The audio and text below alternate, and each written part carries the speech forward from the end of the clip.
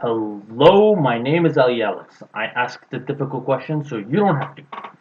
Now, today I want to give some facts on One Piece, particularly on people's strengths and where people lie. Listen, no one loves to argue about strengths, and no one loves to discuss about who's stronger than who. I can do this for hours, but what I want to do with this video is I want to give some stuff that are already confirmed by Oda and by the manga itself that these people are the strongest. So people will need to stop arguing about that and use this information to actually make smarter arguments on real strength, and we can make better predictions. So when you have facts, it makes it easier for you to predict stuff and argue. So, and I just want more people to be well informed. That way, more people can discuss, and more minds can join this, and we can all have a funner is not a word, a more fun discussion on One Piece characters and strength. Now, keep in mind, this is mainly individual strength. It's not military strength or even political power. So let's get started. By the way, a lot of this information you might already know, but you should watch this just in case there's something you might not, because these are vital information that are stuff that are confirmed, like I said. Now, for the stuff that aren't confirmed, I'll definitely say, okay, this is my guess, but 90% of this video will just be stuff that are already facts, that whether I like it or you like it, it's there. Now, when it comes to swordsmen, we all know the strongest swordsman is Mihawk. Meaning, so this is something that's confirmed, there is no swordsman in One Piece stronger than Mihawk. Period. However, when it comes to the Mihawk versus Shanks debate, some would argue that maybe stronger swordsmen mean just swordsmen, no haki, no devil fruit usage. That's possible. While others could say stronger swordsmen is no devil fruit, but haki is allowed. If that's the case, then you're saying Mihawk has stronger haki than Shanks. Again, the only thing that's confirmed is Mihawk is the strongest swordsman. Nothing's confirmed about the rules of that title. Even though that title seems like a very straightforward title, there's still a couple of holes in it that we'll find out in the future. But for now, in terms of just swordsman, Mihawk is the strongest. There's no debate. It's me. Now, when it comes to the world's strongest person, now, this is going to get a little bit tricky. I'm going to talk about current. I'm not going to talk about pre-time skip, and I'm not going to talk about Gold Roger's time. Currently, we have no idea. See, when it comes to the strongest creature, we know it's Kaido. Again, this is confirmed. World's strongest creature is Kaido. However, creature does not include humans or giants. So this is where things are tricky. It's confirmed that Kaido is the strongest creature in One Piece right now. However, Shanks, the Admirals, Big Mom, Blackbeard, these are all examples of giants and humans. None of these are considered creatures. So when it comes to non-giants and humans, Kaido is the strongest. Now, when it comes to the, see again, I'm just talking about the present, okay? But when it came to the past, at Gold Roger's time, Gold Roger was the strongest man of his time. Even literally, the first opening of One Piece says wealth, fame, power. He attained all of that. He attained all that. He had all. So we can say he's the strongest. Now, the only two people to have ever matched him was Whitebeard and Garp. No one else. Notice Sengoku wasn't included in this, and notice none of the other Yonkos are included in this. So only Whitebeard and Garp match Gold Roger. Now here's the thing. Whitebeard and Roger had an interesting relationship. I actually think they were friendly, but when it came to Garp, if Garp was truly stronger than Roger, then Garp would have captured Roger. So again, with this we can confirm that Gold Roger was either stronger or equal to Garp. Now the story itself says equal, so we'll take it as equal. But now Whitebeard and Garp are now in the current timeline, so that they make everything more interesting. Because these two are the only people who have matched Roger.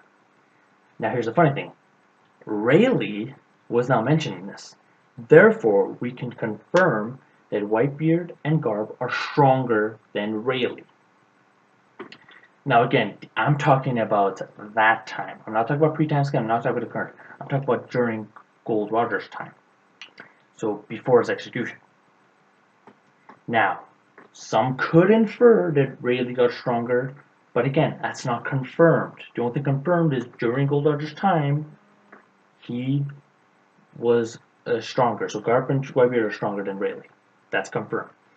Actually, I'm going to mention Rayleigh a lot because Rayleigh is one of the reasons I have to make this video, because people are massively overestimating Rayleigh. Now, when it comes to the current One Piece story, so after timescale, everything, the current right now, the strongest pirates are the four Yonkos. In no particular order, because that's not confirmed. But Shanks, Blackbeard, Big Mom, and Kaido. These are the four strongest pirates, individually, like they're strongest. Which, again, this confirms that individually, these guys are stronger than Rayleigh. Currently. I'm not debating 2 years ago, I'm not debating Gold Roger's time. Currently, that is a fact. I don't know why some people were really overestimating Rayleigh. When it comes to the pirates, Rayleigh cannot beat Kaido one-on-one, Rayleigh cannot beat Shanks one-on-one, Rayleigh cannot beat Blackbeard one-on-one, Rayleigh cannot beat Big Mom one-on-one. These four are confirmed.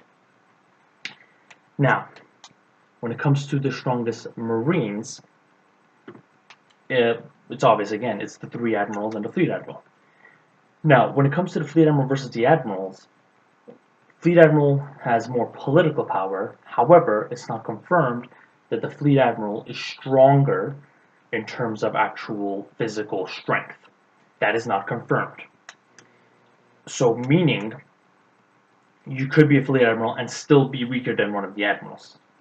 Now, I know it might sound weird, like, hey, then why would the fleet admiral be in charge if he's weaker? But don't forget, the Marines do not follow the same logic as the pirates. The pirates go with strength logic, which is another thing you should confirm, is the fact that all captains are stronger than the first mates when it comes to pirates. That's a fact. You could even argue with that with the revolutionaries, because I wouldn't say revolutionaries are pirates. So anyone that's not a Marine, it's fair to assume that all of the captains are stronger than the first mate. That's a very, or the first leader or whatever. That's a fair assumption. Now the Marines, again, I'm going with the stuff that's confirmed. Personally, I think the fleet admiral is stronger than the admirals. That's just a personal thing. But again, in terms of confirmation, no. We don't know. So the four strongest members of the Marines are the three admirals and the fleet admiral. Now, one thing that is also confirmed is the fact that Kong used to be the fleet admiral, and now he's the commander-in-chief. When it comes to political power, we can assume that Kong is stronger politically than the admirals. But when it comes to physical strength, we don't know. I mean, personally, I like to go with the fact that, because he's older, maybe he's just more politically involved and less physically involved. But then again, this is anime, and a lot of people would argue, oh, the anime, old people are the strongest. That one's, again, is up for grabs. But what happened with, interesting with Garp and Sengoku is Garp was a vice admiral,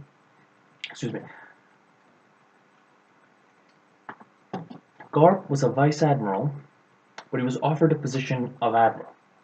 Therefore, we can assume that Garp is as strong as the admiral. But this is pre-time skip. But what happened is pre-time skip, Sengoku was fleet admiral, while Garp was admiral. Even though Sengoku was never confirmed to be as strong as Roger, while Garp was confirmed to be as equal to Roger. So you see, clearly, Sengoku had two higher positions politically than Garp. Yet we can confirm that Garp is stronger than Sengoku.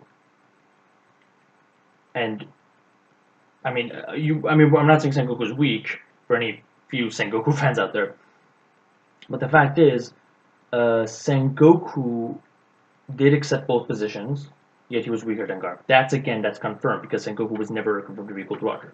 But again, these are pre-time skip.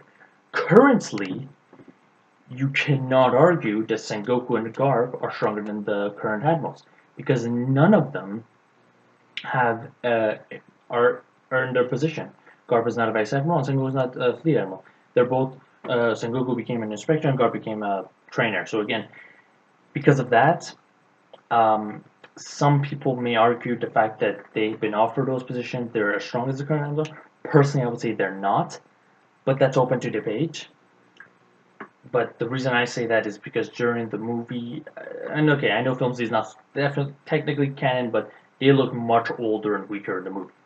In fact, you saw Sengoku post time skip, and he does seem older and weaker. But then again, this is anime; they could just be as strong. So that's not confirmed. The only thing confirmed is for sure is the three admirals, the three current admirals, and the one fleet admiral. The four admirals are the strongest members of the Marines. See, that's confirmed. But whether Garp is equal or Garp and Sengoku are equal or stronger than them, that's not confirmed. So watch out with that.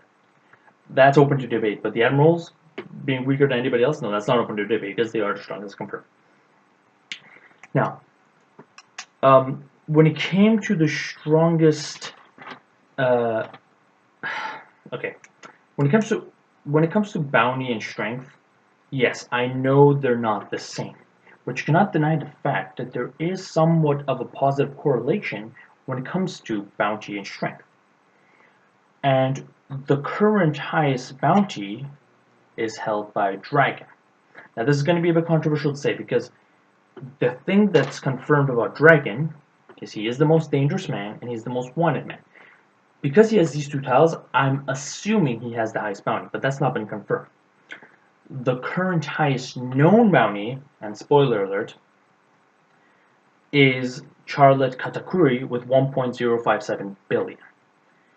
But Charlotte Katakuri is the first mate of Big Mom.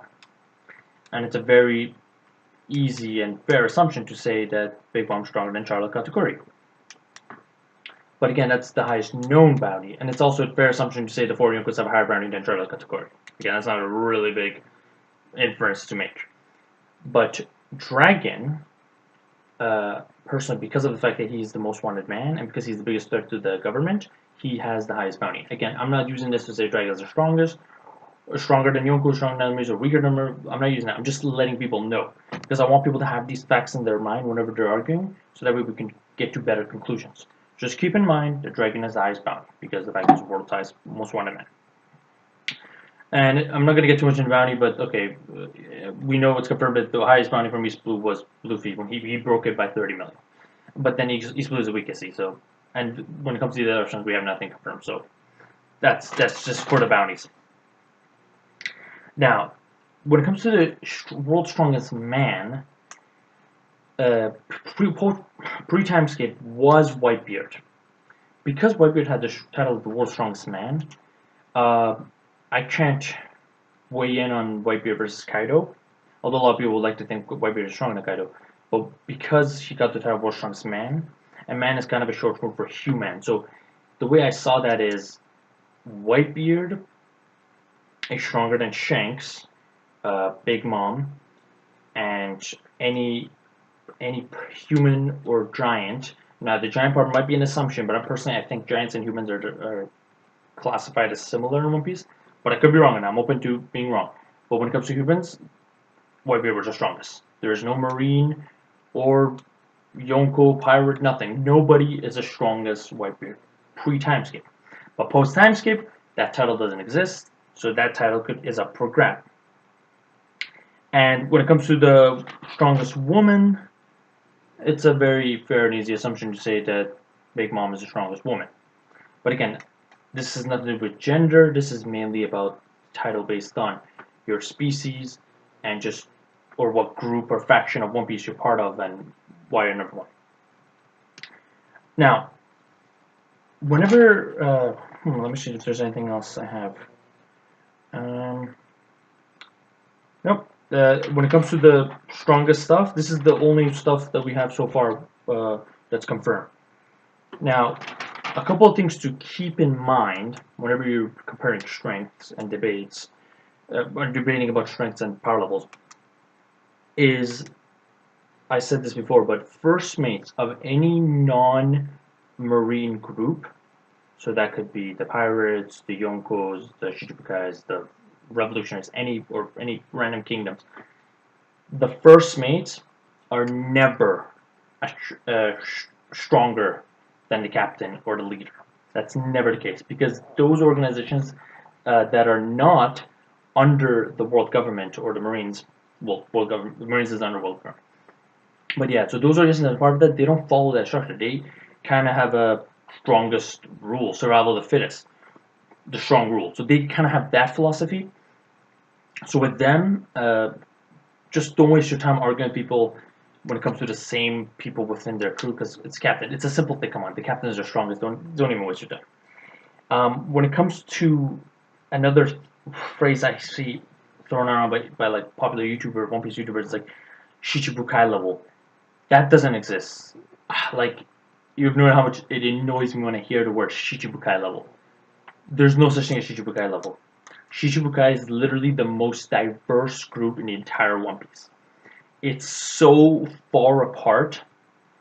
Like, we literally have Mihawk, who some would argue is equal to Yonkos or just below Yonkos.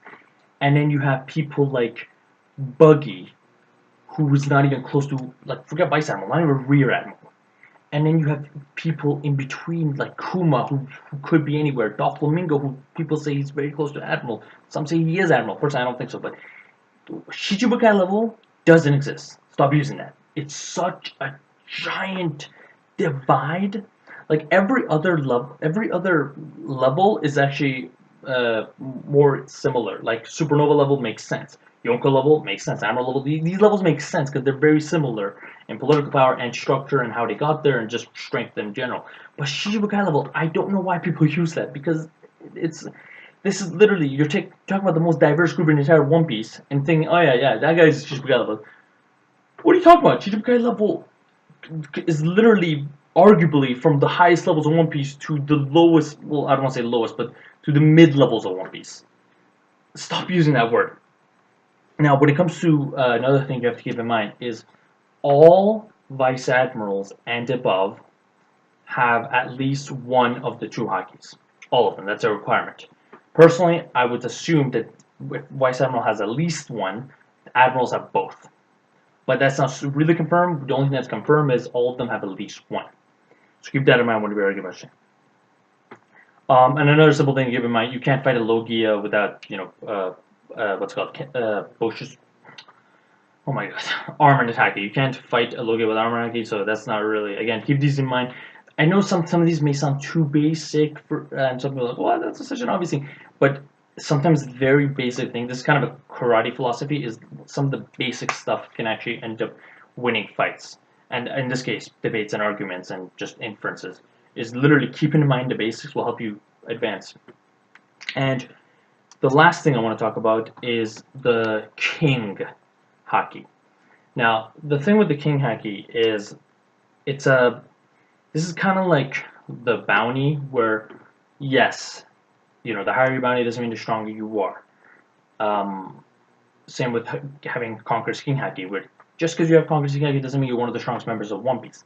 However, because Conqueror King Haki is a very rare form of Haki that not everybody has, because everybody has both Hakis, they just have to awaken it, but Conqueror's Haki is only one in several million people, and because it's literally called the Haoshoku Haki is called, it's like you have the qualities of a king. It's like Conqueror's Haki. So it would be a fair assumption to say anybody who possesses that Haki would definitely be top tier of One Piece. Maybe not the top, but at least top 3 or 4 tiers of One Piece. Some of the strongest people.